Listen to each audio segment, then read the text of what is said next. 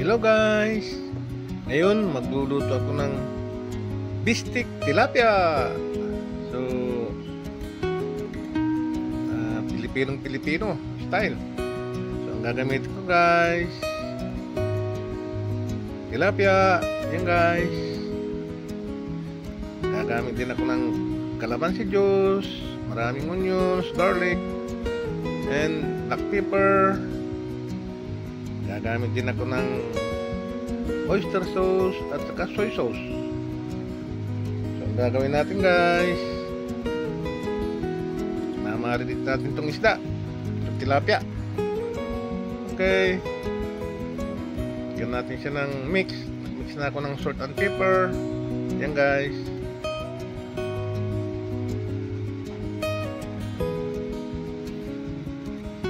Okay, mamarinate natin at least 10 to 20 minutes, 30 minutes, pwede na yan guys. Prito na natin. Okay,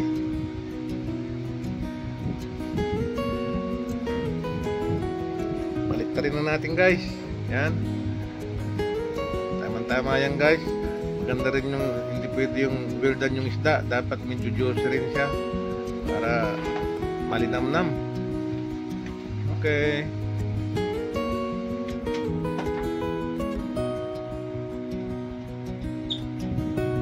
so ayan na guys, tignan natin kung luto na.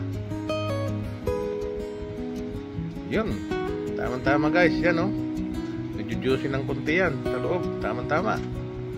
So gagawa na tayo ng sauce. Yan guys, gagawa tayo ng oil, garlic,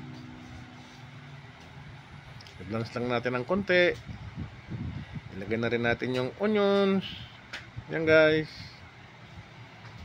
marami tayong onions guys kasi bistik tayo. Yan, i-blanch din natin yan kasi gagawa lang tayo ng sauce para lumasa sa sauce nya. Lagay tayo ng 4 na soy sauce, 4 na spoon. Okay, nalagay din ako ng 2 spoon oyster sauce.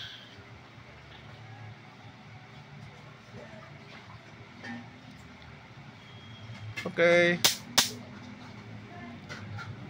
lagyan natin ng 1 kalahating tubig guys, baso, kasi ano yung sisip-sipin ng ano yan, yung tilapia. Yan,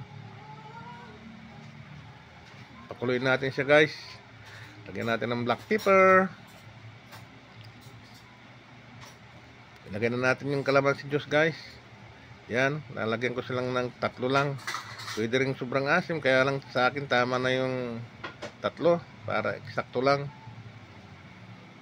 Pwede rin yung dagdagan kung maasim ang gusto nyo. Pakuluin lang natin guys. Yan, lalagyan natin siya ng 1 teaspoon sugar. Yan, pambalance yung guys. Lagyan din natin ng magic syrup. Yan, kulong-kulo na siya guys. So tikman na natin kung nahuli na natin yung bistik natin, yung soy sauce sa kalamansi. Yummy guys, sakto lang yung lasa. Ayos, sarap. Lagyan natin ng cornstarch guys para lumapot. Lagyan natin ng slurry cornstarch. Yan, para dumikit dun sa tilapia. Okay, ganyan ang kadaling magluto ng bistik tilapia. Lagyan na natin yung tilapia. Yan guys. Okay,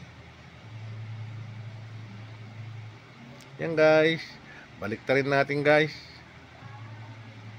para pati yung kabila malagyan din ng sauce. Yan, okay, lagyan na natin yung onion ring toppings. Sana guys nagustuhan nyo itong niluto kong bistik tilapia. Thank you very much for watching. Bye bye. Okay.